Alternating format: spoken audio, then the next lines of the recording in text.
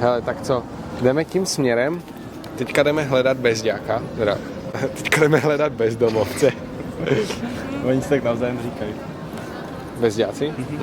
Říkají ty bezďáky. Který by s náma chtěl vlastně za nějakou odměnu pracovat. Co bude ta odměna? Ano. Bude to jídlo? Nevím, jak jinak to vyřešit. No, mně přijde hezká ta myšlenka, že jim uvaříme, je to tak dohodnutý s Marošem. Tak my jdeme. Ahoj. Peace and love, čau. Možná, že v tom parku by mohli být Tamhle nějaký. sedí nějaký týpek. Tak to není bezďák. Tady nikdo zrovna není. Ani tady. Ten týpek nevypadá jako bezďák. Tady nikdo vůbec není. V celém tom parku. Tak nevadí, tak pojďme dál. A ten vypadá fakt tak jako, že vypadá hodně slušně už. I když měl nějaké tetování, ale vypadá fajn pán. Je toho bych klidně bral. Nás můžeme pomoct. A s čím? My bychom potřebovali vykopat díru na strom. Díru na strom vykopat. A kde? Tady kousek na Sníkově na faře. Jo. Je to kousek od kostela a my mohli bychom vám za to dát třeba oběd. Jo. Ale jestli nechcete, tak asi... Já jsem zaspím na ulici, já se necítím jako fyzicky úplně nejlíp, jako víš. Jo, takhle. OK. Tak jo. V pořádku. Tak, nevadí. Nashledanou. Tady za náma je to docela veliký hůd v tom parku. Tam je spoustu lidí. Ale rozhodli jsme se, že raději zkusíme nějakého jednotlivce, protože v těch skupinkách je to takové, jaké, nepříjemnější, ne? No nevím, tak chce nabízet práci jednomu člověku, tak je přijít za skupinkou a říkat je. No. Dobrý, nechtěl by jeden z vás náhodou oběd za hodinku práce. No, Tak by si o tom mohli ještě poprat. to je pravda. I když nevím, nevypadali zatím dost tak ochotně, že by se jim chtělo pracovat, ale... To je pravda. Ale předtím vypadali, ale když jsme teďka zmínili konkrétně nějakou práci, tak už to bylo trošku jiné. Že řekl, a mě bolí nohy, takže no, kdo ví, možná měl pravdu. A možná jsem jenom nechtěl pracovat. Teďka se vlastně přesouváme na újezd, kde taky zkusíme někoho najít. OK, tak nikoho, tak fakt tady nikdo není. No, tak nemoc. Tak bych to otočil a pojďme směrem na Anděl víc. Tady je nějaká tady. Jo. Újezd byl v něčem neúspěšný. Jsme měli jenom jednoho adepta. No, doufám, že vyjde ten jeden pán, nebo ten vypadá tak. Měl sačko. Já si myslím, že tak třeba 4 z 5 nám řeknou, že pracovat nebudou. A možná, že můžeme vzít toho jednoho, i když je v té skupince při nejhorším. Jako viděl bych to jako krajnou variantu. Tak jo, vracíme se do parku na Arbesáku, ale tam vypadají, že nějaký právě chillují ty bezdělci.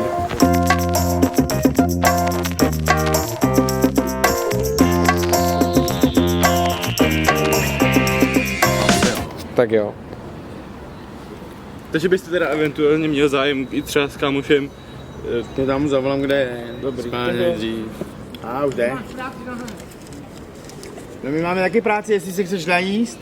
Vykopeme metr na metr díru pro nový stromek a dostaneme od kluků v oběd. Jdem na to. Tak super. To bylo jednoduchý. Už jsme se na to dívali. Teď mi kluci nabídli, že by mi to nafotili, dali to na internet a dali tam naše telefonní číslo. A já se zase čekám zpátky, až mi budou vrátit řidičák a jdu zpátky, jak jel do práce. Já jsem měl 10 let do Pepelky, takže...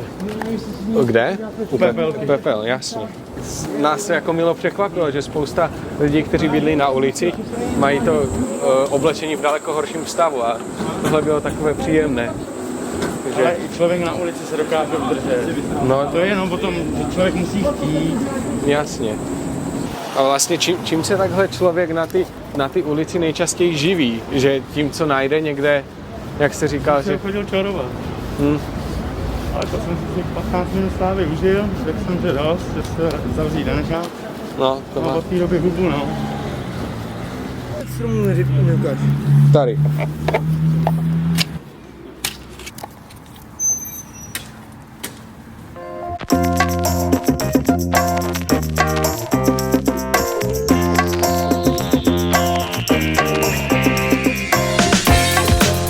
Co všechno umíte, děláte, že bychom takhle to mohli... Od elektroniky A je to zemí práce. komplet. Pan Nomrdal.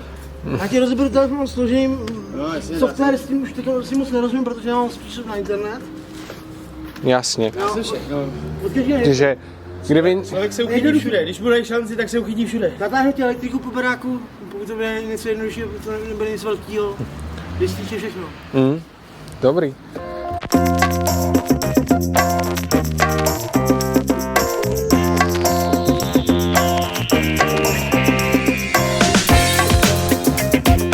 Máš nějaké elektrikářské ty zdatnosti nebo školu, nebo jak se k tomu dostal? Takhle, můj táta si se mnou nikdy nekoupil domíče. Dal mi do ruky pájku, šroubovák a tak dále, pilku a jedem. Jasně. Jo, od 7 let jsme stavili barák prostě chatu. Tak to je hodně dobrý. Takže prostě od každého umím něco. Jo, netrubíš si sám jít dělat zednickou práci jako přidat třeba se, jo. Nebo s někým, kdo prostě to dělá normálně. No, tady vysvětlí, co je jak a tohle. Jo, že nebudu překážet, budu mu kruce, budu vědět, co dělat. Tak Jo, to a je prostě sám bych do toho třeba nešel. A jak je těžký pro vás si najít práci? Pro mě najít práci, tak zkuste ze stranu, nebo když nevíte, kde vlastně složíte přesně hlavu a když složíte, jděte ještě stranou do práce. To je největší problém. Jako pro mě já nejsem jiný, baví mě, když je práce, když to není teda, nevydržel bych půltu. To bych nevydržel. Já byl teď v Prandejsu nad Labem na Zedničem a tady ty píčoviny. Mám prostě problém A je v to 6 moderní hodin otročina jenom. každý den, prostě v 6 hodin prostě vstát, být to, ještě někdy budu spát a tak dále. To je problém prostě. Protože se mi tam náhodou našla. Děkujem. Nemáte zač. Jak třeba vypadá takový váš typický den? Neměl prachy, no. Jo, myslím dáme. A co to znamená u vás? Každý vyniká v něčem jiném, no. On Já hubou. on somr. Já mám somr, klasický somr. Nebo fárám. Že A to dá se taky za fárám, jako občas člověk najde dobrý věci a pak to prodá, že jo. Jasně. Já jsem jednou našel normálně kávovar za 63 000 plně funkční. Kolik si vlastně tím, že vlastně se ptáte lidi o peníze, tak kolik si tím vyděláte, nebo můžete? Ale záleží na koho natrefím. Záleží na lidi, na který natrefíš. Jestli ti chtějí dát, nebo ti nechtějí dát. Vysedávám na Husinecký s kamarádama takhle. Já jsem tam třeba 10 bezdomovců. A když se tam prostě pustím na hubu, tak mezi ně hodím 10 vín po 25 korunách, takže to máš 200 páď, jo. Plus, že odcházím večer třeba 6-7 stovek ještě v kapse. No ale má to rychle zužitkuje, že jo. Já suším hubu a pak najdu věc za 10-20 tisíc. A co se dá takhle za 10-20 tisíc najít? To je... Já nevím, třeba... Ale já jsem na Silvestra našel dva zlatý řidíčky a zuby. Na Žižkově mi za to vypláznu 9,5 na ruku. My vám teda děkujeme za pomoc s touhle dírou.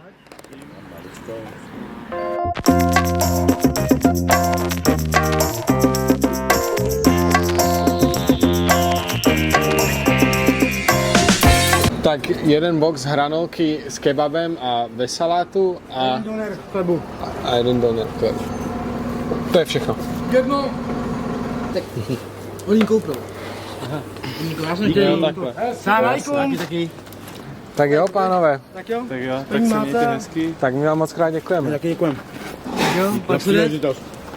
Nám obě dva. Mějte se. Ahoj. Tak jo, Tak hezký den. zatím. Tak nakonec, pohodlně.